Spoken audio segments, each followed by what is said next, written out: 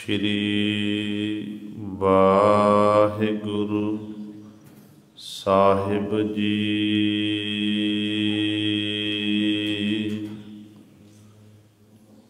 ਤੇਰੇ ਕਵਨ ਕਵਨ ਗੁਣ ਕਹਿ ਕਹਿ ਗਾਵਾਂ, ਤੂੰ ਸਾਹਿਬ ਗੁਣੀ ਨਿਧਾਨਾ। ਤੁਮਰੀ ਮਹਿਮਾ ਵਰਨ ਨ ਸਾਕੋ, ਤੂੰ ਠਾਕੁਰ ਊਚ ਭਗਵਾਨਾ। ਮੈਂ ਹਰ ਹਰ ਨਾਮ ਧਰ ਸੋਈ, ਜਿਉ ਭਾਵੈ ਤਿਉ ਰਾਖ ਮੇਰੇ ਸਾਹਿਬ। ਮੈਂ ਤੁਝ ਬਿਨ ਅਬਰ ਨ ਕੋਈ, ਮੈਂ ਤਾਣ ਦੀਵਾਨ ਤੂੰ ਹੈ ਮੇਰਾ ਸੁਆਮੀ। ਮੈਂ ਤੁਧ ਆਗੈ ਅਰਦਾਸ, ਮੈਂ ਹੋਰ ਥਾਉ ਨਾਹੀ। ਜਿਸ ਪਹਿ ਕਰੋ ਬਿਨੰਤੀ, ਮੇਰਾ ਦੁੱਖ ਸੁਖ ਤੁਝ ਹੀ ਪਾਸ। ਜੀਤਾ ਜੀਉ ਪਿੰਡ ਸਭ ਤੇਰਾ, ਤੂੰ ਅੰਤਰ ਜਾਮੀ ਪੁਰਖ ਭਗਵਾਨ। ਦਾਸਨ ਦਾਸ ਕਹਿ ਜਨ ਨਾਨਕ, ਜਿਹਾ ਤੂੰ ਕਰਾਏ ਤਿਹਾ ਹੋਂ ਕਰੀ ਵਖਿਆਨ। ਦਾਸਨ ਦਾਸ ਕਹਿ ਜਨ ਨਾਨਕ, ਜਿਹਾ ਤੂੰ ਕਰਾਏ ਤਿਹਾ ਹੋਂ ਕਰੀ ਵਖਿਆਨ। ਵਾਣੀ ਗੁਰੂ ਗੁਰੂ ਹੈ ਬਾਣੀ, ਵਿੱਚ ਬਾਣੀ ਅੰਮ੍ਰਿਤ ਸਾਰੇ। ਗੁਰ ਬਾਣੀ ਕਹੈ ਸੇਵਕ ਜਨ ਮਾਨੈ, ਪਰਤਖ ਗੁਰੂ ਨਿਸਤਾਰੇ। ਸੋ ਕਹੋ ਟਲ ਗੁਰ ਸੇਵੀਐ, ਅਹਨਿਸ ਸਹਿਜ ਸੁਭਾਏ। ਦਰਸ਼ਨ ਪਰਸੈ ਗੁਰੂ ਕੈ, ਜਨਮ ਮਰਨ ਦੁਖ ਜਾਏ। ਹੋਵੈ ਸਿਫਤ ਖਸਮ ਦੀ, ਨੂਰ ਅਰਸੋ ਕੁਰਸੋ ਝਟੀਐ। ਤੁਧ ਡਿਠੇ ਸੱਚੇ ਪਾਤਸ਼ਾਹ, ਮਲ ਜਨਮ ਜਨਮ ਦੀ ਕੱਟੀਐ। ਸੱਜਣ ਸੱਚਾ ਪਾਤਸ਼ਾਹ, ਸਿਰ ਸਾਹਾਂਦੈ ਸਾਹੋ। ਜਿਸ ਪਾਸ ਬੈਠਿਆ ਸੋਹੀਐ, ਸਭਨਾ ਦਾ ਬੇਸਾਹੋ। ਸਤਨਾਮ। ਸ਼੍ਰੀ ਵਾਹਿਗੁਰੂ ਸਾਹਿਬ ਜੀ। ਮਾਰੂ ਮਹੱਲਾ ਤੀਜਾ। ਜਿਨ ਤੂੰ ਜਾਤਾ ਕਰਮ ਵਿਧਾਤਾ, ਪੂਰੈ ਭਾਗ ਗੁਰ ਸ਼ਬਦ ਪਛਾਤਾ।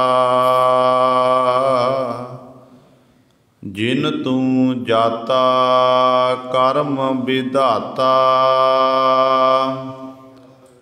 ਪੂਰੈ ਭਾਗ ਗੁਰ ਸ਼ਬਦ ਪਛਾਤਾ। ਜਤ ਪਤ ਸੱਚ ਸੱਚਾ ਸੱਚ ਸੋਈ। ਹਉਮੈ ਮਾਰ ਮਿਲਾਏਂਦਾ। ਮਨ ਕਠੋਰ ਦੂਜੈ ਭਾਏ ਲਾਗਾ। ਭਰਮੇ ਭੂਲਾ ਫਿਰੈ ਅਭਾਗਾ। ਕਰਮ ਹੋਵੈ ਤਾਂ ਸਤਿਗੁਰ ਸੇਵੇ। ਸਹਿਜੇ ਹੀ ਸੁਖ ਪਾਏਂਦਾ। 184 ਆਪ ਉਪਾਏ। ਮਾਨਸ ਜਨਮ ਗੁਰ ਭਗਤ ਦ੍ਰਿੜਾਏ। ਬਿਨ ਭਗਤੀ ਬਿਸਟਾ ਵਿੱਚ ਵਾਸਾ। ਬਿਸਟਾ ਵਿੱਚ ਫਿਰ ਪਾਏਂਦਾ। ਕਰਮ ਹੋਵੈ ਗੁਰ ਭਗਤ ਦ੍ਰਿੜਾਏ। ਵਿਣ ਕਰਮਾ ਕਿਉ ਪਾਇਆ ਜਾਏ। ਆਪੇ ਕਰੇ ਕਰਾਏ ਕਰਤਾ। ਜਿਉ ਭਾਵੈ ਤਿਵੈ ਚਲਾਏਂਦਾ। ਕਰਮ ਹੋਵੈ ਗੁਰ ਭਗਤ ਦ੍ਰਿੜਾਏ। ਵਿਣ ਕਰਮਾ ਕਿਉ ਪਾਇਆ ਜਾਏ। ਆਪੇ ਕਰੇ ਕਰਾਏ ਕਰਤਾ। ਜਿਉ ਭਾਵੈ ਤਿਵੈ ਚਲਾਏਂਦਾ। ਵਾਹਿਗੁਰੂ ਜੀ ਕਾ ਖਾਲਸਾ ਵਾਹਿਗੁਰੂ ਜੀ ਕੀ ਫਤਿਹ। ਪਰਮ ਸਨਮਾਨਯੋਗ ਜੁਗੋ ਜੁਗ ਅਟਲ ਚਵਰ ਛਤਰ ਤਖ਼ਤ ਦੇ ਮਾਲਕ ਬਾਣੀ ਕੇ ਬੋਹਿਥ ਧੰਨ ਧੰਨ ਸਾਹਿਬ ਸ੍ਰੀ ਗੁਰੂ ਗ੍ਰੰਥ ਸਾਹਿਬ ਸੱਚੇ ਸਤਿਗੁਰੂ ਜੀ ਦੀ ਪਾਵਨ ਪਵਿੱਤਰ ਨਿੱਘੀ ਗੋਦ ਅੰਦਰ ਜੁੜ ਬੈਠੇ ਗੁਰੂ ਰੂਪ ਗੁਰੂ ਸਵਾਰੇ ਸਤ ਸੰਗੀ ਜਨੋ।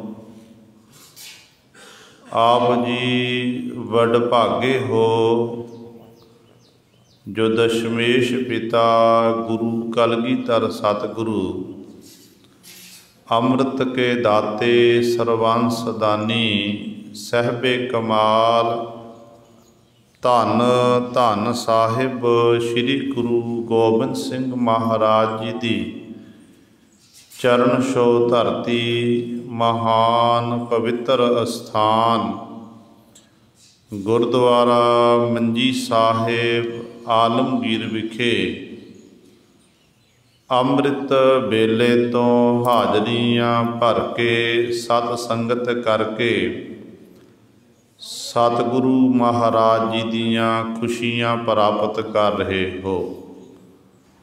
ਸਾਹਿਬਾਂ ਦੇ ਪਾਵਨ ਦਰਬਾਰ ਦੇ ਵਿੱਚ ਅੰਮ੍ਰਿਤ ਵੇਲੇ ਤੋਂ ਸਜੇ ਦੀਵਾਨਾਂ ਵਿੱਚ ਆਪ ਜੀ ਨੇ ਸਤਿਕਾਰਯੋਗ ਗੁਰੂ ਘਰ ਦੇ ਕੀਰਤਨੀਆਂ ਪਾਸੋਂ ਸ਼੍ਰੀ ਆਸਾ ਜੀ ਕੀ ਵਾਰ ਦੇ ਕੀਰਤਨ ਸ਼ਰਵਣ ਕੀਤੇ ਹਨ।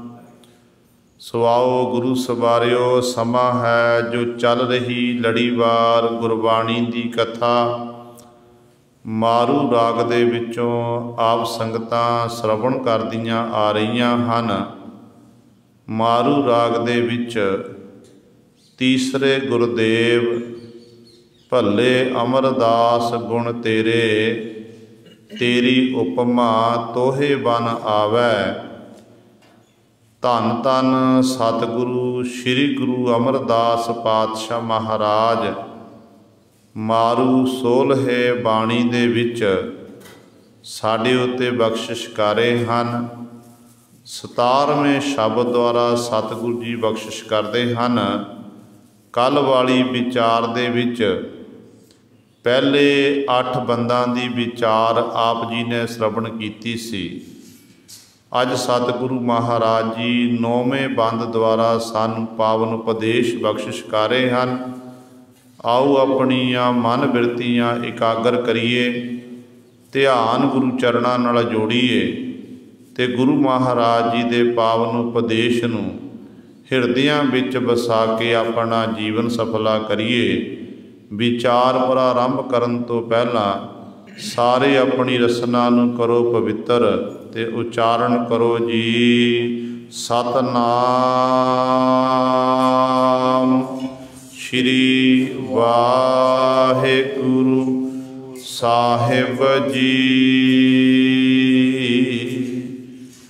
ਜਿਨ ਤੂੰ ਜਾਤਾ ਕਰਮ ਵਿਦਾਤਾ, ਪੂਰੈ ਭਾਗ ਗੁਰ ਸ਼ਬਦ ਪਛਾਤਾ। ਧੰਨ ਧੰਨ ਸਾਹਿਬ ਸ੍ਰੀ ਗੁਰੂ ਅਮਰਦਾਸ ਪਾਤਸ਼ਾਹ ਮਹਾਰਾਜ 1061 ਅੰਕ 'ਤੇ ਬਖਸ਼ਿਸ਼ ਕਰਦੇ ਹਨ। ਸਤਿਗੁਰੂ ਜੀ ਅੱਜ ਦੇ ਇਸ ਪਾਵਨ ਸ਼ਬਦ ਦੁਆਰਾ ਉਪਦੇਸ਼ ਦਾ ਬਖਸ਼ਿਸ਼ ਕਰਦੇ ਹਨ ਕਿ ਜਿਨ ਤੂੰ ਜਾਤਾ ਕਰਮ ਵਿਦਾਤਾ। ਪਰਮੇਸ਼ਰ ਕੀ ਹੈ?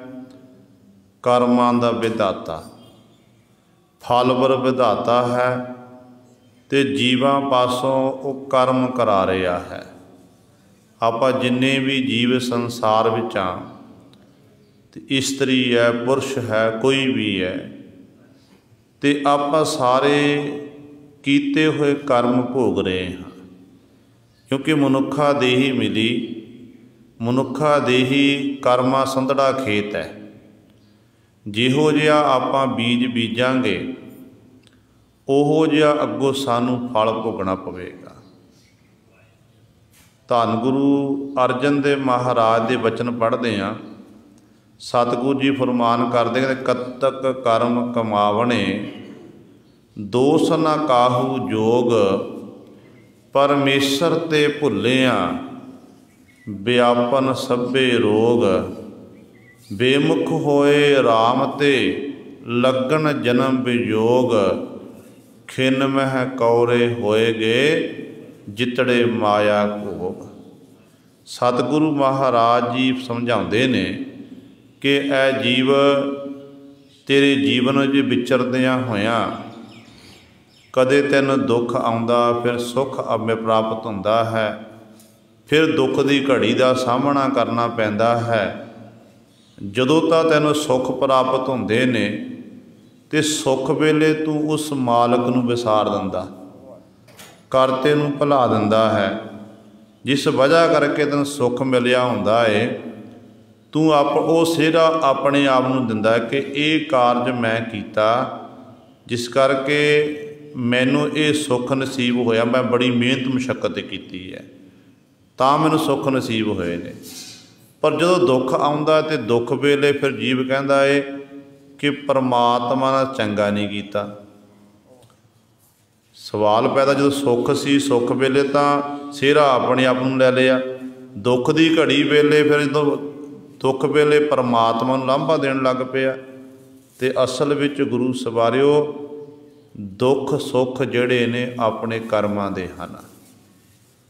ਜਿਹੋ ਜਿਹੇ ਆਪਾਂ ਕਰਮ ਕਰਦੇ ਹਾਂ ਉਹਦੇ ਮੁਤਾਬਕ ਸਾਨੂੰ ਫਲ ਮਿਲਦਾ ਹੈ। ਗੁਰੂ ਗ੍ਰੰਥ ਸਾਹਿਬ ਮਹਾਰਾਜ ਬਚਨ ਕਰਦੇ ਹਨ, ਦੱਦਾ ਦੋਸ ਨਾ ਦੇਉ ਕਿਸੈ, ਦੋਸ ਕਰਮਾਂ ਆਪਣਿਆ।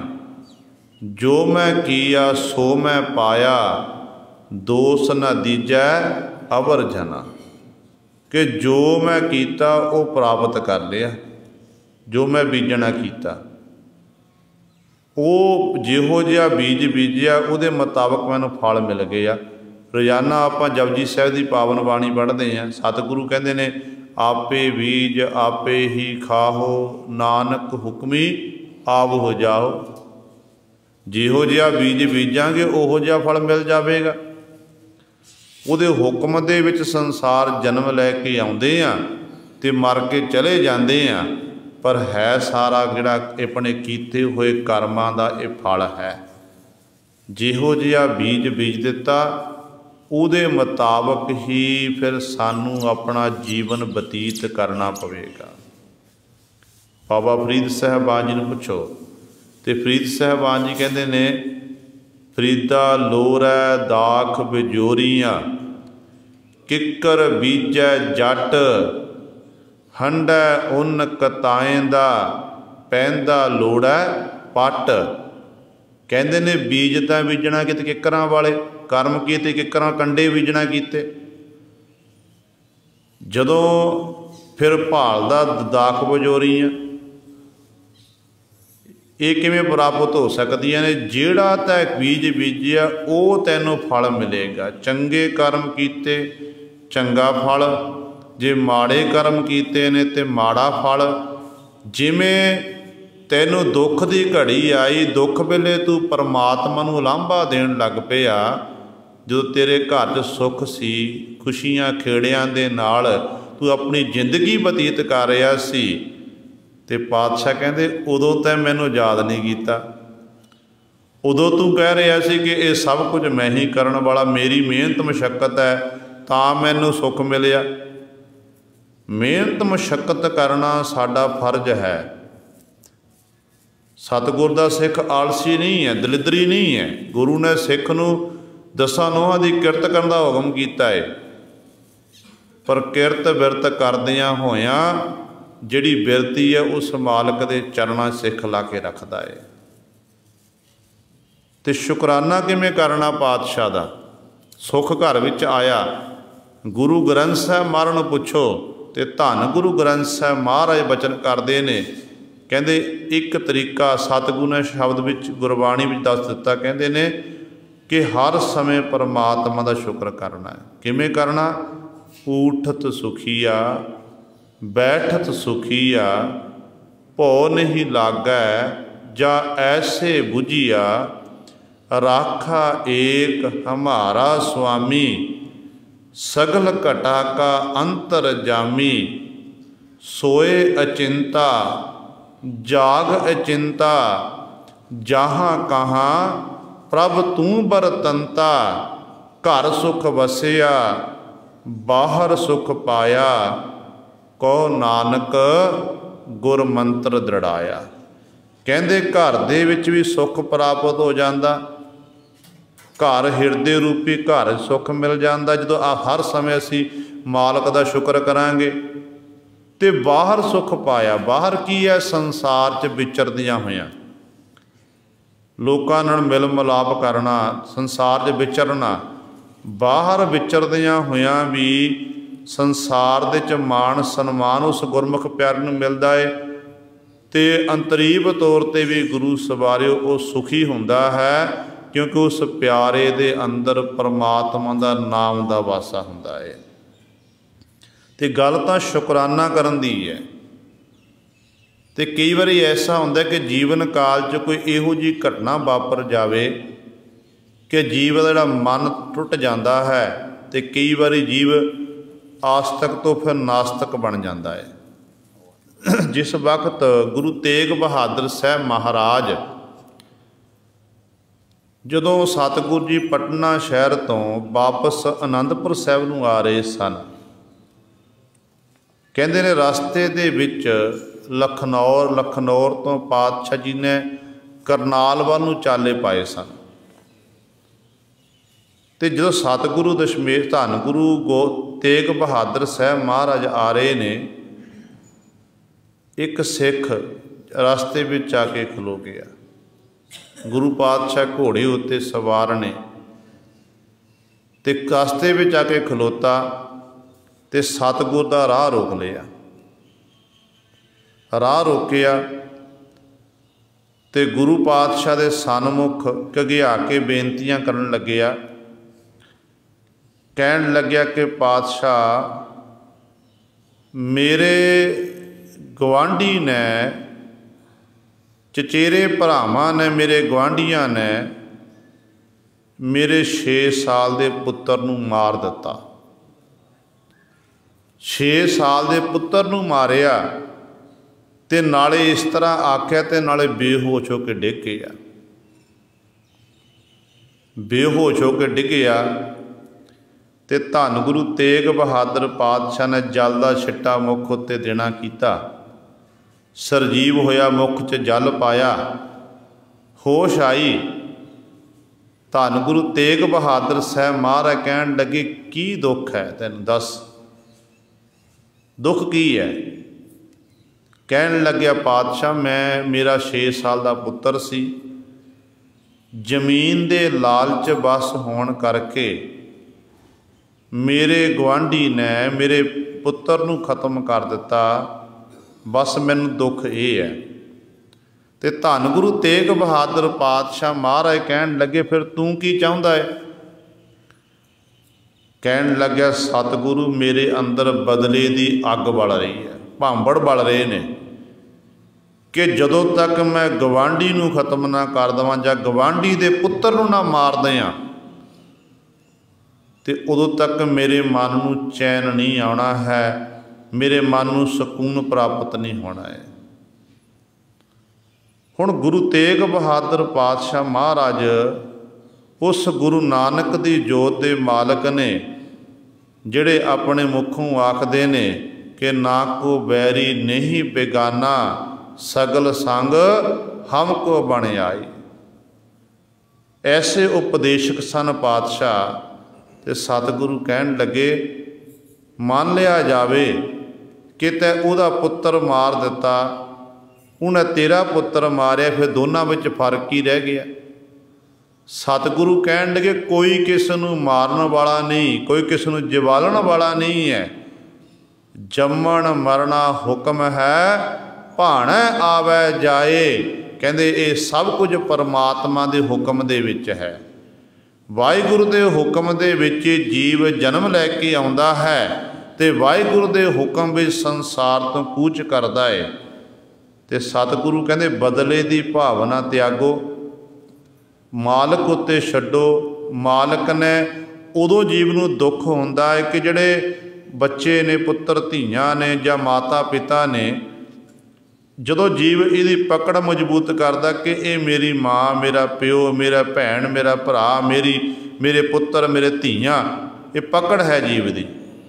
असल विच संजोगां करके मिलाप होया है, विछोड़ा एक दिन पैना ही है। ते धन गुरु तेग बहादुर साहब महाराज कहंदे, जिहड़ी तेरे अंदर बदले दी अग बल रही ना, इनू छड्ड दे ते मुखों तू वाहिगुरू वाहिगुरू आखना कर। तू निता प्रति उस मालक का सिमरन कर, उस वाहिगुरू की इबादत कर ते मनुखा जन्म मिले सफला करना कर। जिहड़ा जो तेरे गवांढी ने बीज बीजना कीता है, उहनूं उहदा फल भोगना पवेगा। जो गलत होया उहनूं फल भोगना पवेगा। ते सतगुरु जी ने ये वचन कीते ते गुरु सवारियो कहंदे ने, इहदे मन नूं शांति मिली, ये सिमरन कर लग पिया, बैर भावना त्याग दिती। ते गवांढी दे मन विच ये डर है कि मेरे हत्थों ये पाप होया, मैं अपने गवांढी दे पुत्र नूं मारना कीता, मेरे तो बड़ा पाप होया है। ते डर खौफ ये बनिया होया कि किते ये मेरे पुत्र नूं खत्म ना कर दवे, मेरे पुत्र नूं ना मार दवे। कहते इस तरह सोचां दे विच है। इधर ये नाम जप के बंदगी करके इहदे मन नूं सकून मिलण लगा, शांति मिलण लग पई। ते उधर गवांढी जिहड़ा वो भटकना विच पै गया, हर समय डर सहम दे विच ही अपनी जिंदगी बतीत करदा। कहंदे ने एक दिन सुत्ता पिया, सुत्ते पे नूं सुपना आया। सुपने विच की देखदा कि इहदा बच्चा इहदे कोल है, इहदे कोलों कोई खो के बच्चे नूं दौड़ पिया, भज पिया, उत्थों दौड़ के भज के लै गया। ये बड़ा मिन्नतां तरले करदा, बच्चे नूं भाल करदा पर हत्थ नहीं आ रहे आ। जदों नेत्र खुले तो गुरु सवारियो ਤੇ ਆਪਣੇ ਮੰਜੇ ਉੱਤੇ ਪਲੰਘ ਉੱਤੇ ਪਿਆ। ਉਸ ਸਮੇਂ ਬੜੀ ਕਾਹਲੀ ਨਾਲ ਉੱਠਿਆ, ਮਨ 'ਚ ਡਰ ਹੋਰ ਪੈਦਾ ਹੋਇਆ ਤੇ ਡਰ ਨੂੰ ਮਹਿਸੂਸ ਕਰਦਾ ਹੋਇਆ ਕਹਿੰਦੇ ਉਸ ਸਮੇਂ ਇਹ ਉੱਠਿਆ, ਕਹਿਣ ਲੱਗਿਆ ਮਨਾ ਹੁਣ ਇੱਕੋ ਇੱਕ ਤਰੀਕਾ ਹੈ, ਜਿਹੜਾ ਮੇਰੇ ਤੋਂ ਵੱਡਾ ਪਾਪ ਹੋਇਆ ਹੈ। ਮੈਨੂੰ ਤਾਂ ਸੁਪਨਾ ਆਇਆ, ਸੁਪਨੇ ਵਿੱਚ ਮੇਰੇ ਬੱਚੇ ਨੂੰ ਕੋਈ ਲੈ ਕੇ ਗਿਆ ਤੇ ਮੈਨੂੰ ਸੁਪਨਾ ਆਇਆ, ਮੈਨੂੰ ਬਹੁਤ ਵੱਡਾ ਦੁੱਖ ਹੋਇਆ। ਇਹਨਾਂ ਹੱਥਾਂ ਦੇ ਨਾਲ ਜਿਹਦੇ ਬੱਚੇ ਨੂੰ ਮੈਂ ਮਾਰਨਾ ਕੀਤਾ ਏ, ਉਹਨੂੰ ਕਿੱਡਾ ਵੱਡਾ ਦੁੱਖ ਹੋਇਆ ਹੋਵੇਗਾ। ਤੇ ਗੁਰੂ ਸਵਾਰਿਓ ਕਹਿੰਦੇ ਨੇ ਉਸ ਸਮੇਂ ਇਹ ਜਿਹੜਾ ਗੁਆਂਢੀ ਸੀ ਆਪਣੇ ਗੁਆਂਢੀ ਦੇ ਘਰ ਗਿਆ, ਜਾ ਕੇ ਉਹਦੇ ਮਿੰਨਤਾਂ ਤਰਲੇ ਕੀਤੇ, ਹੱਥ ਜੋੜ ਕੇ ਬੇਨਤੀਆਂ ਕਰਦਾ ਕਿ ਮੇਰੇ ਤੋਂ ਵੱਡਾ ਗੁਨਾਹ ਹੋਇਆ, ਪਾਪ ਹੋਇਆ ਹੈ, ਮੈਂ ਤੇਰੇ ਬੱਚੇ ਨੂੰ ਮਾਰਨਾ ਕੀਤਾ, ਜ਼ਮੀਨ ਦੇ ਲਾਲਚ ਵਸ ਹੋਣ ਕਰਕੇ ਤੇ ਮੈਨੂੰ ਖਿਮਾ ਕਰਨਾ ਕਰ।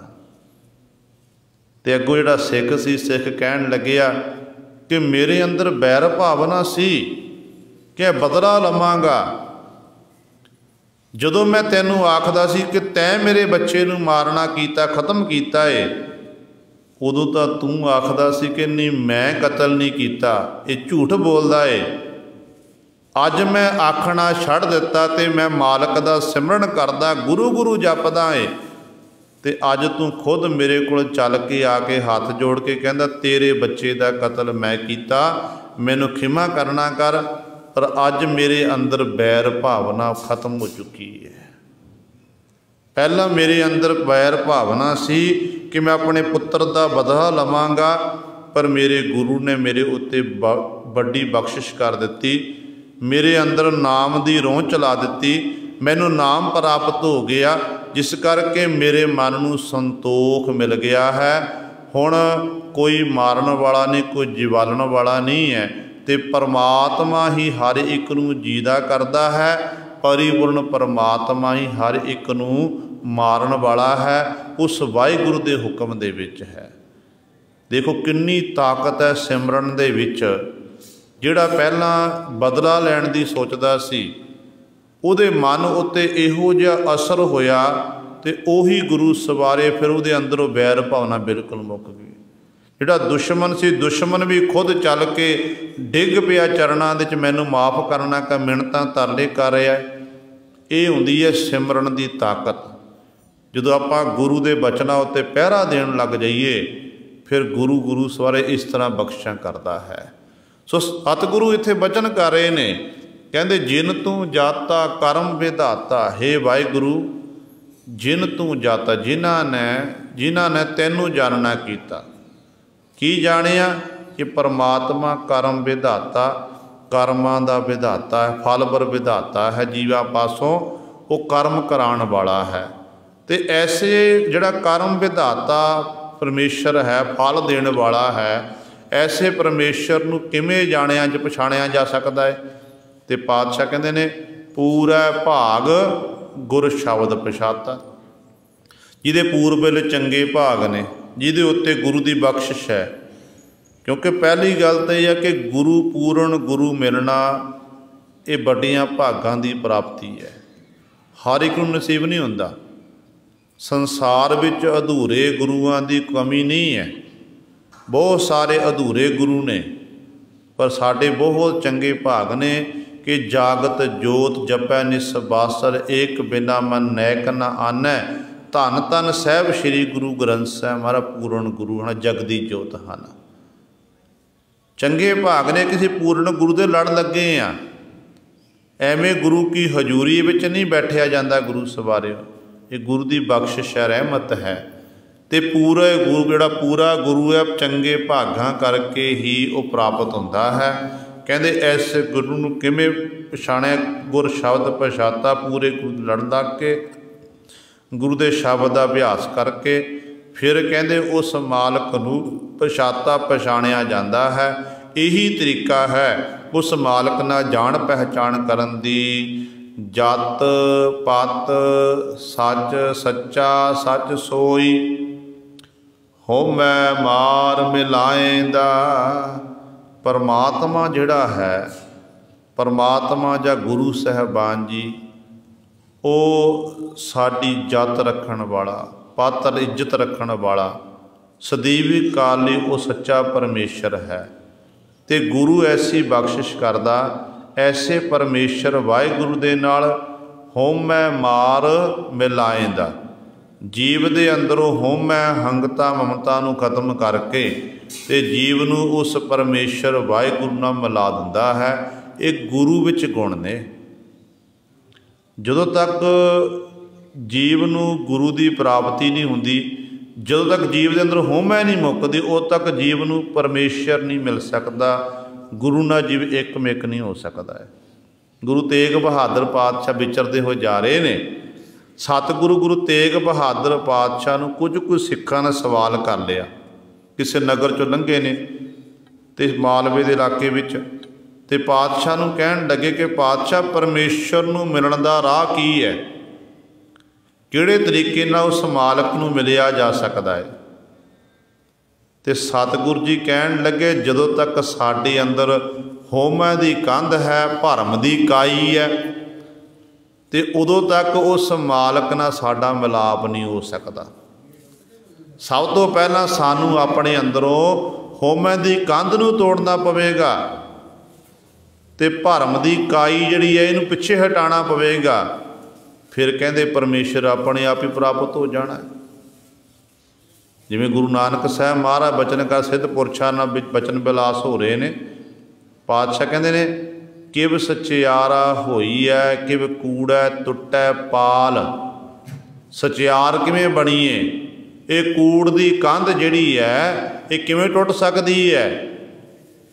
ਇਹ ਸਿੱਧ ਪੁਰਸ਼ਾਂ ਜੋ ਸਵਾਲ ਸੀ ਉਹ ਸਤਿਗੁਰੂ ਨੇ ਵਰਣਨ ਕੀਤਾ। ਕਿਵ ਸਚਿਆਰਾ ਹੋਈ ਹੈ, ਕਿਵ ਕੂੜੈ ਟੁੱਟੈ ਪਾਲ। ਅੱਗੇ ਪਾਤਸ਼ਾਹ ਉੱਤਰ ਦਿੰਦੇ ਨੇ, ਹੁਕਮ ਰਜਾਈ ਚੱਲਣਾ ਨਾਨਕ ਲਿਖਿਆ ਨਾਲ। ਕਿ ਜਦੋਂ ਉਸ ਮਾਲਕ ਦੀ ਹੁਕਮ ਵਿੱਚ ਚੱਲਾਂਗੇ, ਉਹਦੀ ਰਜਾ ਵਿੱਚ ਆਪਣੇ ਜੀਵਨ ਨੂੰ ਬਤੀਤ ਕਰਾਂਗੇ, ਕਹਿੰਦੇ ਫਿਰ ਆਪਣੇ ਆਪ ਹੀ ਇਹ ਕੂੜ ਦੀ ਕੰਧ ਟੁੱਟ ਜਾਵੇਗੀ। ਹੁਕਮ ਦੀਆਂ ਗੱਲਾਂ ਕਰ ਲੈਣੀਆਂ ਸੌਖੀਆਂ ਨੇ, ਪਰ ਹੁਕਮ ਮੰਨਣਾ ਬੜਾ ਔਖਾ ਹੈ। ਗੁਰੂ ਸਵਾਰਿਓ, ਜਿਹਦੇ ਉੱਤੇ ਉਸ ਮਾਲਕ ਦੀ ਵਾਹਿਗੁਰੂ ਦੀ ਬਖਸ਼ਿਸ਼ ਹੋ ਜਾਂਦੀ ਹੈ, ਉਹੀ ਫਿਰ ਉਸ ਮਾਲਕ ਪ੍ਰਭੂ ਦੇ ਹੁਕਮ ਨੂੰ ਮਿੱਠਾ ਕਰਕੇ ਮੰਨਦਾ, ਹਰ ਸਮੇਂ ਉਹਦੀ ਰਜਾ ਵਿੱਚ ਰਹਿ ਕੇ ਆਪਣਾ ਜੀਵਨ ਬਤੀਤ ਕਰਦਾ ਹੈ। ਆਪਾਂ ਨਿੱਤ ਦਾ ਨੇਮ ਨਿਭਾਈਏ ਜੋ ਸਾਡੇ ਗੁਰੂ ਨੇ ਸਾਨੂੰ ਹੁਕਮ ਕੀਤਾ ਹੈ। ਕਿਸੇ ਨੂੰ ਕਹਿ ਦੀ ਕਿ 5 ਬਾਣੀ ਨਿਤਨੇਮ ਕਰਿਆ ਕਰੋ ਜੀ, ਸ਼ਾਮ ਵੇਲੇ ਸੋਦਰ ਦੀ ਬਾਣੀ ਪੜ੍ਹੋ, ਸੌਣ ਵੇਲੇ ਸੋਹਲਾ ਸਾਹਿਬ ਪੜ੍ਹੋ, ਅਤੇ ਕਹਿ ਦਿੰਦੇ ਨੇ ਕਿ ਬਾਬੇ ਤਾਂ ਐਵੇਂ ਆਖੀ ਜਾ ਰਹੇ ਨੇ। ਨਹੀਂ ਗੁਰੂ ਸਵਾਰੇ, ਇਹ ਸਾਡਾ ਹੁਕਮ ਨਹੀਂ, ਇਹ ਗੁਰੂ ਦਾ ਹੁਕਮ ਹੈ। ਗੁਰੂ ਦਾ ਹੁਕਮ ਹੈ। ਜਦੋਂ ਗੁਰੂ ਸਾਹਿਬਾਨ ਜੀ ਨੇ ਖੁਦ ਖੰਡੇ ਬਾਟੇ ਦਾ ਅੰਮ੍ਰਿਤ ਤਿਆਰ ਕੀਤਾ, 5 ਬਾਣੀਆਂ ਪੜ੍ਹੀਆਂ, ਅਤੇ ਗੁਰੂ ਦਾ ਹੁਕਮ ਹੈ ਕਿ ਸਿੱਖ ਨੇ ਅੰਮ੍ਰਿਤ ਵੇਲੇ ਉੱਠ ਕੇ ਜਿੱਥੇ ਨਾਮ ਬਾਣੀ ਦਾ ਅਭਿਆਸ ਕਰਨਾ ਹੈ, ਉੱਥੇ ਸਿੱਖ ਨੇ ਇਹ 5 ਬਾਣੀਆਂ ਨਿਤਨੇਮ ਜ਼ਰੂਰ ਕਰਨਾ ਹੈ। ਗੁਰੂ ਦਾ ਹੁਕਮ ਹੈ ਨਾ। ਫਿਰ ਦੂਜਾ ਹੁਕਮ ਹੈ ਗੁਰੂ ਦਾ ਕਿ ਪੀਓ ਪਾਹੁਲ ਖੰਡ ਧਾਰ ਹੋਏ ਜਨਮ ਸਹੇਲਾ, ਵਾਹ ਵਾਹ ਗੋਬਿੰਦ ਸਿੰਘ ਆਪੇ ਗੁਰ ਚੇਲਾ।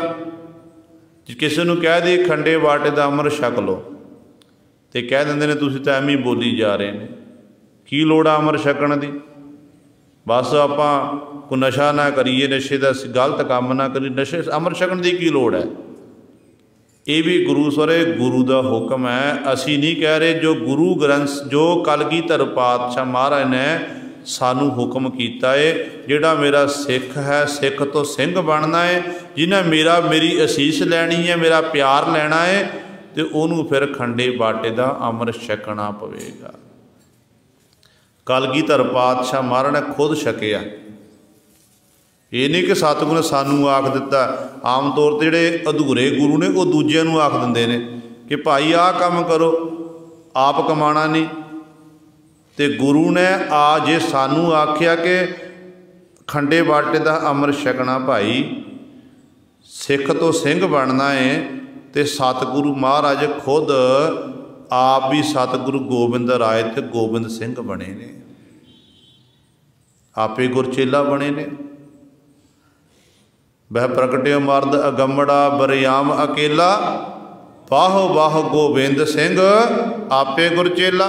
भाई गुरदास जी लिखते ने कि सतगुरु जी आपे गुरचेला बने ने। पहला पंजां नूं छकाया, फिर पंजां पासों पातशाह जी ने आप छकना कीता। हुण आपां मनां वल झाती जा मारी कि ये किहदा हुक्म है, ये गुरु दा हुक्म है। बाणी पढ़नी शुरू कर दिओ। पहला अपने जीवन नूं आपां ढालीए। पहला नित की जिहड़ी रहत है, जो रहत मर्यादा जो पंज प्यारे साहिब सानूं दसदे ने, अमृत छकण तो पहला वो निभाण की कोशिश करिए। महीना 2 महीना 3 महीने 6 महीने निभावो।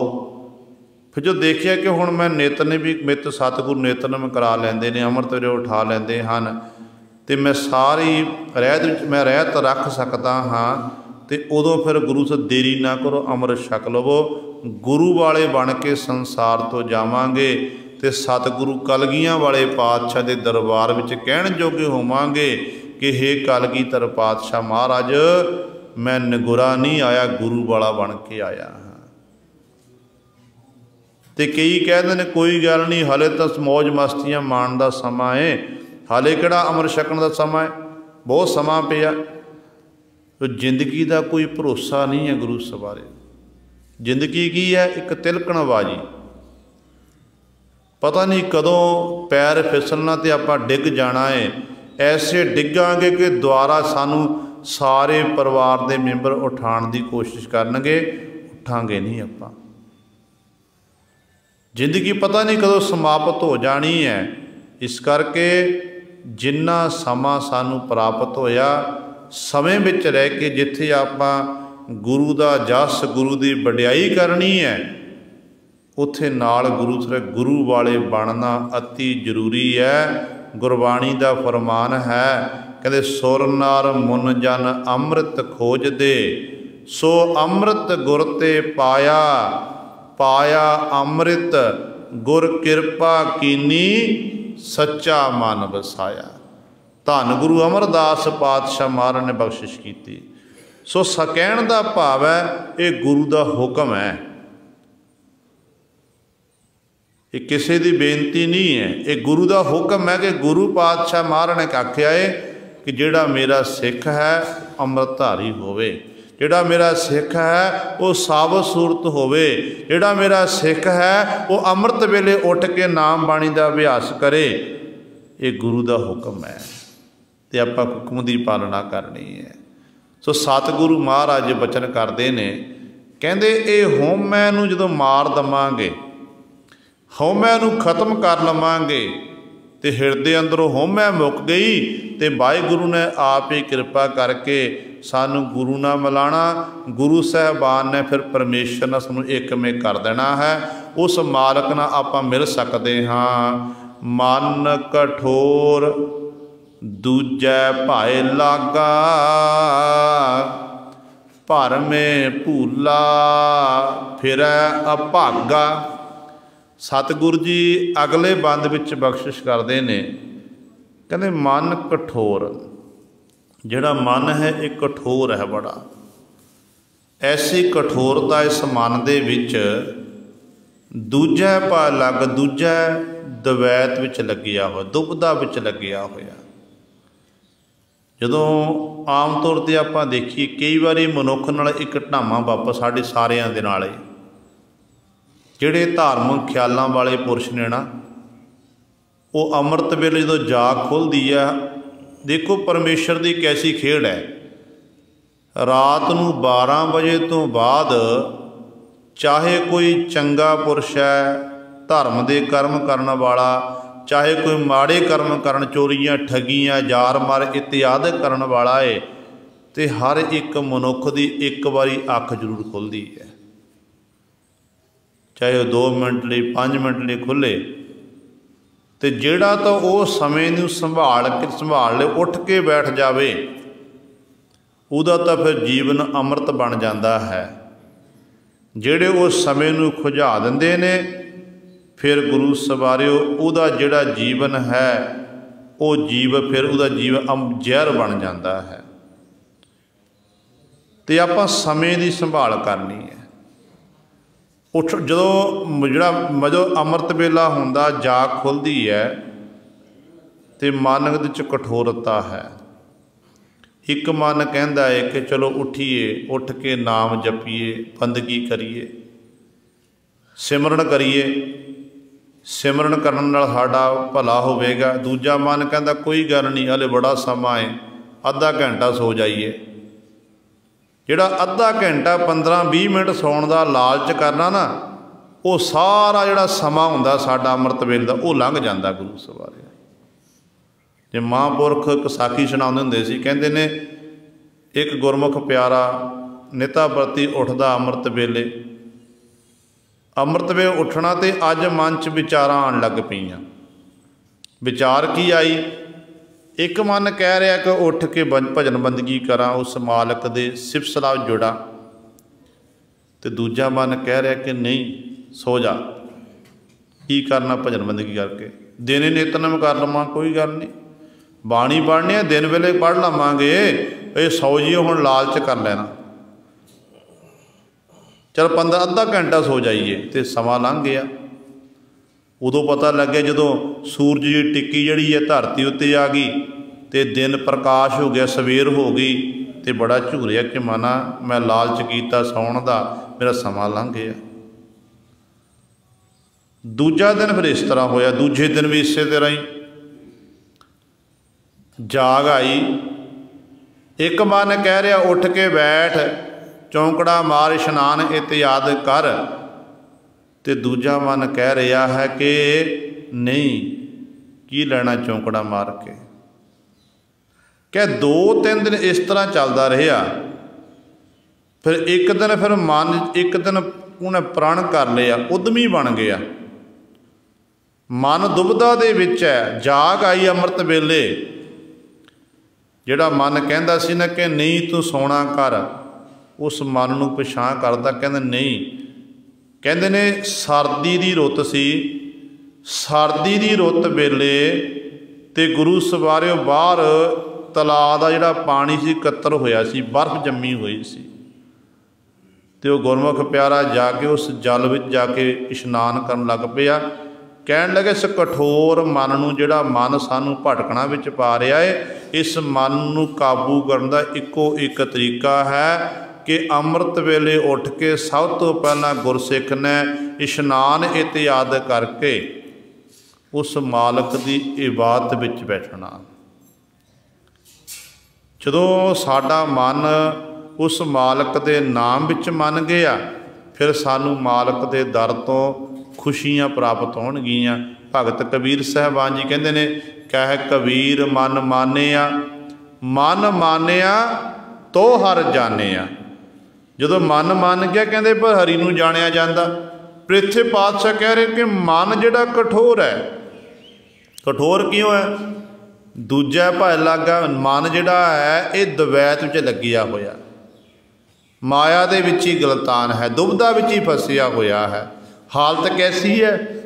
पातशाह अगली पंक्ति कहते हैं, भरमे भूला फिर अभागा, भरम विच भुलिया फिरदा है।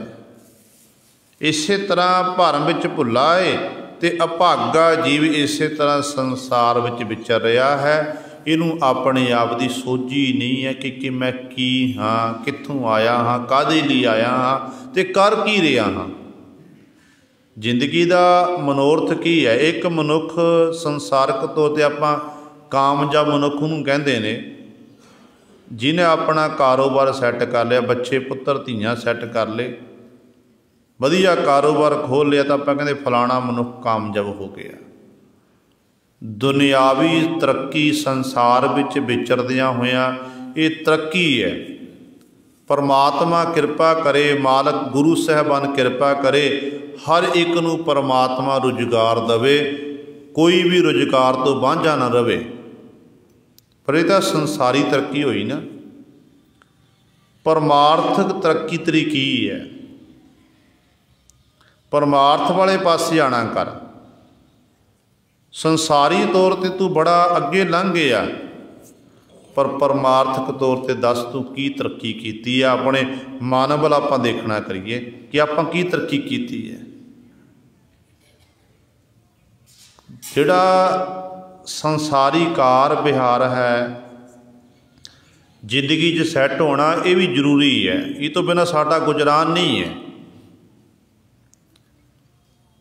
पर जिन्नी भी आप प्रॉपर्टी बनावांगे, धन संपदा साडे कत्तर होवे दे मालक साडे पुत्तर धीआं घर वाली बन जाएगी, माता पिता बन सकते हैं।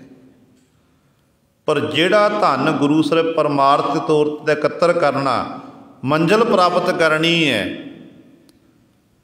वो तेरे कोल ही रहेगा, उन्होंने कोई नहीं खो सकता। ना पुत्र ले जा सकता, ना धी ले जा सकती है, ना घर वाली ले जा सकती है, ना माता पिता ले जा। जिहड़ा धन तैं कमा लिया, नाम का धन, वो तेरे कोल ही रहेगा, उन्होंने कोई भी शै खो नहीं सकती है, ना चोरी हो सकता है, ना ठगी मारी जा सकती नाल। जिन्हें गुरु सवारे प्राप्त कर लिया उहदे कोल ही रहेगा। पर मनुख कहते भरम विच भुलिया फिरदा, नाम रूपी धन नूं छड्ड के दुनियावी धन विच ऐसा गलतान हो गया, इनू अपने आप की सोझी नहीं रही। कहते ये जीव फिर अभागा है, चंगे भाग नहीं हैं। भाग उहदे चंगे ने जिहड़ा सत संगत विच आके बैठ, जिवें आप संगतां निता प्रति गुरु की हजूरी विच बैठना, कलगियां वाले पातशाह के स्थान ते हाजरी भरनी, कथा सुननी, कीर्तन सुनना, ये एवें नहीं बैठे जाता गुरु सवारे। पता नहीं किड्डी वड्डी बख्शिश है, किहड़ी आपां चंगे कर्म कीते ने जो कलगीधर पातशाह महाराज दे पावन स्थान की सानूं चरण धूड़ी प्राप्त हो रही है। हुण किड्डा वड्डा नगर है, माफ़ करना, आलमगीर नगर किड्डा वड्डा है, किन्ने घर ने, पर जे आप गिणती करिए ना किन्ने कु परिवार इत्थे आउंदे ने, ते गिणती उंगलों उत्ते गिनी जाती है। बाकी किन्नी नेड़े रहिंदे ने, ते संगतां दे मन च प्रेम है कि दूरों दुराडियों चल के आ जाना, चाहे मीह होवे झक्खड़ होवे कि नहीं, कलगीधर पातशाह के स्थान पर जाना, उत्थे नतमस्तक होना, फिर अपने कार विहार करने। ये गुरसिख का जीवन है, गुरु सवारे है। गुरसिख जदों भी कोई कारज की आरंभता करता ना, सिख अपने गुरु नूं मुख रखता कि मैं गुरु पातशाह पासों असीस लैनी है, पहला गुरु के चरणों च अरदास बेनती करनी है, फिर मेरा गुरु मेरी बांह पकड़ेगा। पर सतगुरु कहते जिहड़ा जीव ऐसा संसारी कार विहार च गलतान हो गया तो परमेश्वर का शुक्र नहीं करता, ना शुकरा बनया फिरदा है। कहते असल विच वो भरमे भूला, भरम विच भुला फिरदा है। कहते इस तरह अभागा जीव है, भागां तो हीणा है। कर्म होवे तां सतगुर सेवे, सहजे ही सुख पाएंदा। कर्म होवे, कर्म मेहर किरपा, जदों उस मालिक दी किरपा हो जावे, रहमत होवे, उदी किरपा दे नाल ही फिर सतगुर सेवे, सतगुर नूं सेवे चेते कीता जा सकता है, क्योंकि उदी किरपा तो कुछ भी नहीं हो सकता। जो सतगुर नूं सेवन लग पे, सतगुर नूं चेते करन लग पे, फिर अवस्था कैसी बन गई, सहजे ही सुख पाएंदा। सहज किनूं कहते, जिथे मन डोलदा नहीं, जिन्हों कहते आत्म अडोलता वाला मन, जिथे बिल्कुल शांति प्राप्त हो जानी है, सुकून मिलना। एक गल याद रखियो, जिहड़ा दुनियावी धन पदार्थ इकत्तर करके आप आखांगे जे सानू सुख मिल जावे, सुकून मिल जाए, सहज वाली अवस्था मिल जावे, नहीं मिल सकती गुरु सवारिओ। जिन्ना साडा अडंबर वधदा, पसारा खिलरदा है, उन्नी साडा मन जिहड़ा है वो भटकना भी चलिया जाता है, चिंतावां विच डुब जाता जीव। पर जदों आपां सतगुर दी बाणी का सहारा लैंदे, बाणी नूं पढ़दे आ, सिमरन करते हैं, ਤੇ ਸਿਮਰਨ ਕਰਨ ਦੇ ਨਾਲ ਫਿਰ ਆਤਮਿਕ ਸੁੱਖ, ਇੱਕ ਹੁੰਦਾ ਸਰੀਰਕ ਸੁੱਖ, ਇੱਕ ਹੁੰਦਾ ਹੈ ਆਤਮਿਕ ਸੁੱਖ। ਸਰੀਰਕ ਸੁੱਖ, ਧਨ ਸੰਪਦਾ ਨਾਲ ਆਪਾਂ ਚੰਗੇ ਵਸਤਰ ਪਹਿਨ ਲਵਾਂਗੇ, ਚੰਗਾ ਖਾ ਪੀ ਲਵਾਂਗੇ, ਅਤੇ ਇਹ ਸਾਨੂੰ ਸਰੀਰਕ ਸੁੱਖ ਮਿਲ ਗਏ। ਗਰਮੀ ਹੈ, ਗਰਮੀ ਵੇਲੇ ਆਪਾਂ ਏਸੀ ਦਾ ਸਹਾਰਾ ਲੈ ਲਿਆ, ਸਰਦੀਆਂ ਵੇਲੇ ਗਰਮ ਵਸਤਰਾਂ ਦਾ ਆਪਾਂ ਸਹਾਰਾ, ਮਹਿੰਗੇ ਕੰਬਲਾਂ ਵਿੱਚ ਆਪਾਂ ਜਾ ਕੇ ਬੈਠ ਗਏ ਤਾਂ ਕਿ ਸਾਨੂੰ ਸਰਦੀ ਨਾ ਲੱਗੇ। ਇਹ ਤਾਂ ਸਰੀਰਕ ਸੁੱਖ ਹੋ ਗਏ। ਇੱਕ ਹੁੰਦਾ ਹੈ ਮਾਨਸਿਕ ਸੁੱਖ, ਮਨ ਕਰਕੇ ਸੁਖੀ ਹੋਣਾ। ਅਤੇ ਜਿਨ੍ਹਾਂ ਦੇ ਅੰਦਰ ਪਰਮਾਤਮਾ ਦਾ ਨਾਮ ਹੈ ਨਾ, ਉਹਨਾਂ ਨੂੰ ਚਾਹੇ ਗੁਰੂ ਸਰੇ ਬਲ ਦੀ ਅੱਗ ਵਿੱਚ ਬਿਠਾ ਦਿੱਤਾ ਜਾਵੇ, ਉਹ ਫਿਰ ਵੀ ਸੁਖੀ ਨੇ। ਬਾਬਾ ਬਿਧੀ ਚੰਦ ਜੀ ਵਾਂਗ, ਜਦੋਂ ਬਲ ਦੇ ਭੱਠ ਵਿੱਚ ਬਾਬਾ ਬਿਧੀ ਚੰਦ ਜੀ ਬੈਠੇ ਸੀ ਅਤੇ ਸਤਿਗੁਰੂ ਤੱਤੀ ਬਾਣ ਲੱਗਣ ਦਿੱਤੀ, ਅਤੇ ਸਤਿਗੁਰੂ ਮਹਾਰਾਜ ਬੈਠੇ ਨੇ ਬਲ ਦੇ ਉਬਲਦੇ ਦੇਗੇ ਵਿੱਚ। ਧੰਨ ਗੁਰੂ ਅਰਜਨ ਦੇਵ ਮਹਾਰਾਜ ਬੈਠੇ ਕਿ ਸਤਿਗੁਰ ਦਾ ਸੁੱਖ ਬਾਦਸ਼ਾਹ ਜਹਾਂਗੀਰ ਚੰਦੂ ਭੰਗ ਕਰ ਸਕਿਆ। ਉਬਲਦੇ ਦੇਗੇ 'ਚ ਪਾਤਸ਼ਾਹ ਨੂੰ ਬਿਠਾਇਆ ਗਿਆ। ਤੱਤੀ ਤਵੀ ਉੱਤੇ ਗੁਰੂ ਸਵਾਰਿਓ, ਸਤਿਗੁਰੂ ਬੈਠੇ ਨੇ, ਰੇਤ ਸਤਿਗੁਰਾਂ ਸੀਸ ਉੱਤੇ ਪਾਇਆ ਗਿਆ ਕਿ ਸਤਿਗੁਰੂ ਮਹਾਰਾਜ ਦਾ ਜਿਹੜਾ ਉਹ ਸੁੱਖ ਸੀ, ਆਨੰਦ ਸੀ, ਉਹ ਖਤਮ ਹੋ ਗਿਆ। ਆਨੰਦ ਉਸੇ ਤਰ੍ਹਾਂ ਕਾਇਮ ਰਿਹਾ ਜਿਵੇਂ ਸਤਿਗੁਰੂ ਗੁਰੂ ਅਰਜਨ ਦੇਵ ਮਹਾਰਾਜ ਅੰਮ੍ਰਿਤਸਰ ਸਾਹਿਬ ਦੀ ਧਰਤੀ 'ਤੇ ਮੰਜੀ ਸਾਹਿਬ ਦੀਵਾਨ ਹਾਰ ਵਿੱਚ ਪਾਤਸ਼ਾਹ ਆਪਣਾ ਸਿੰਘਾਸਣ ਲਾ ਕੇ ਬੈਠਦੇ ਸਨ, ਸੰਗਤਾਂ ਨੂੰ ਉਪਦੇਸ਼ ਦਿੰਦੇ ਸੀ, ਅਤੇ ਉਹੀ ਆਨੰਦ ਤੱਤੀ ਤਵੀ ਉੱਤੇ ਬੈਠ ਕੇ ਵੀ ਬਣਿਆ ਹੋਇਆ ਹੈ। ਕਾਰਨ ਕੀ? ਕਿ ਸਰੀਰ ਦਾ ਮੋਹ ਤਿਆਗਿਆ ਹੋਇਆ ਸੀ, ਮਨ ਕਰਕੇ ਸਕੂਨ ਸੀ, ਮਨ ਕਰਕੇ ਸੁਖੀ ਸੀ। ਕਈ ਵਾਰੀ ਐਸਾ ਹੁੰਦਾ ਜਿਹਦੇ ਅੰਦਰ ਭਟਕਣਾ, ਜਿਹੜਾ ਹਰ ਸਮੇਂ ਤ੍ਰਿਸ਼ਨਾ ਦੀ, ਵਿਕਾਰਾਂ ਦੀ ਅੱਗ ਵਿੱਚ ਸੜਦਾ ਏ, ਚਾਹੇ ਉਹਨੂੰ ਗੁਰੂ ਸਰ ਏਅਰ ਕੰਡੀਸ਼ਨ ਕਮਰਿਆਂ ਵਿੱਚ ਬਿਠਾ ਦਿੱਤਾ ਜਾਵੇ ਕਿ ਇੱਥੇ ਬੈਠ, ਤੇਰਾ ਅੰਦਰ ਠੰਡਾ ਹੋ ਜਾਵੇ, ਅਤੇ ਮਾਫ਼ ਕਰਨਾ, ਬਾਹਰ ਠੰਡਾ ਤਾਂ ਸਰੀਰ ਨੂੰ ਠੰਡ ਤਾਂ ਨਸੀਬ ਹੋ ਜਾਵੇਗੀ, ਪਰ ਅੰਦਰ ਉਹ ਏਸੀ ਥੱਲੇ ਬੈਠ ਕੇ ਅੰਦਰੋਂ ਇਸੇ ਤਰ੍ਹਾਂ ਹੀ ਈਰਖਾ ਅਤੇ ਵਿਕਾਰਾਂ ਦੀ ਅੱਗ ਵਿੱਚ ਸੜਦਾ ਹੀ ਰਹੇਗਾ, ਬਲਦਾ ਰਹੇਗਾ, ਉਹਨੂੰ ਕਦੇ ਸ਼ਾਂਤੀ ਨਸੀਬ ਨਹੀਂ ਹੋਵੇਗੀ। ਅਤੇ ਸ਼ਾਂਤੀ ਕਦੋਂ ਮਿਲਣੀ ਹੈ? ਜਦੋਂ ਸਾਨੂੰ ਸੰਤੋਖ ਪ੍ਰਾਪਤ ਹੋ ਗਿਆ, ਆਪਾਂ ਸੰਤੋਖੀ ਬਣ ਗਏ। ਸੰਤੋਖ ਕਿੱਥੋਂ ਮਿਲਣਾ? ਸਤਿਗੁਰ ਦਾ ਨਾਮ ਜਪ ਕੇ, ਬੰਦਗੀ ਕਰਕੇ। ਗੁਰਬਾਣੀ ਦਾ ਫਰਮਾਨ ਹੈ, ਪਾਤਸ਼ਾਹ ਕਹਿੰਦੇ ਨੇ, ਬਿਨ ਤੁਧ ਹੋਰ ਜੇ ਮੰਗਣਾ, ਸਿਰ ਦੁੱਖਾਂ ਕੈ ਦੁੱਖ, ਦੇਹ ਨਾਮ ਸੰਤੋਖੀਆ, ਉਤਰੈ ਮਨ ਕੀ ਭੁੱਖ। ਉਦੋਂ ਫਿਰ ਮਨ ਦੀ ਭੁੱਖ ਉਤਰਨੀ ਹੈ ਜਦੋਂ ਅਸੀਂ ਪਰਮਾਤਮਾ ਪਾਸੋਂ, ਗੁਰੂ ਪਾਸੋਂ ਆਪਾਂ ਨਾਮ ਦੀ ਦਾਤ ਮੰਗਾਂਗੇ, ਸਿਮਰਨ ਅਭਿਆਸ ਕਰਾਂਗੇ, ਫਿਰ ਗੁਰੂ ਸਵਾਰੇ ਸਾਨੇ ਮਨ ਨੂੰ ਸਕੂਨ ਮਿਲੇਗਾ, ਮਨ ਨੂੰ ਸ਼ਾਂਤੀ ਮਿਲੇਗੀ। ਫਿਰ ਉਹ ਅਵਸਥਾ ਜਿਹਨੂੰ ਸਹਿਜ ਵਾਲੀ ਅਵਸਥਾ, ਆਤਮ ਅਡੋਲਤਾ ਵਾਲੀ ਅਵਸਥਾ ਆਖਿਆ ਜਾਂਦਾ ਹੈ, ਅਤੇ ਪਾਤਸ਼ਾਹ ਕਹਿੰਦੇ ਫਿਰ ਉਹ ਭਾਈ ਨਸੀਬ ਹੋ ਜਾਵੇਗੀ। ਸੋ ਸਤਿਗੁਰੂ ਜੀ ਬਚਨ ਕਰਦੇ ਨੇ, ਕਰਮ ਹੋਵੇ ਜਦੋਂ ਹੇ ਪਰਮਾਤਮਾ ਤੇਰੀ ਕਿਰਪਾ ਹੋਵੇ, ਤੇਰੀ ਕਿਰਪਾ ਦੇ ਨਾਲ ਤਾਂ ਸਤਿਗੁਰ ਸੇਵੇ।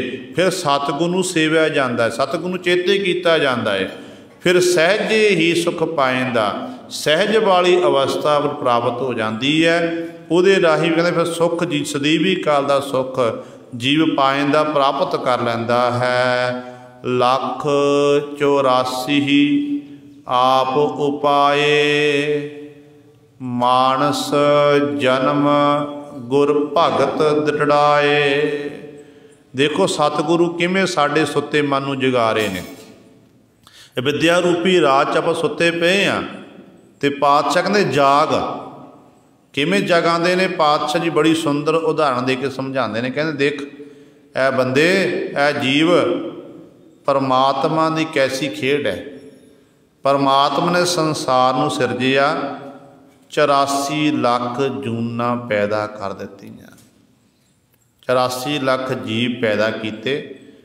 ਉਹਨਾਂ 84 ਲੱਖ ਜੀਵਾਂ ਦੇ ਵਿੱਚੋਂ ਇੱਕ ਜੀਵ ਪੈਦਾ ਕੀਤਾ ਮਨੁੱਖ, ਮਾਨਸ। ਤੇ ਉਸ ਮਨੁੱਖ ਨੂੰ ਜਿੱਥੇ ਪਰਮਾਤਮਾ ਨੇ ਬਖਸ਼ਿਸ਼ ਕਰਕੇ ਗੁਰ ਭਗਤ ਦ੍ਰਿੜਾਏ, ਗੁਰੂ ਦੀ ਭਗਤੀ ਦ੍ਰਿੜ ਕਰਾ ਦਿੱਤੀ।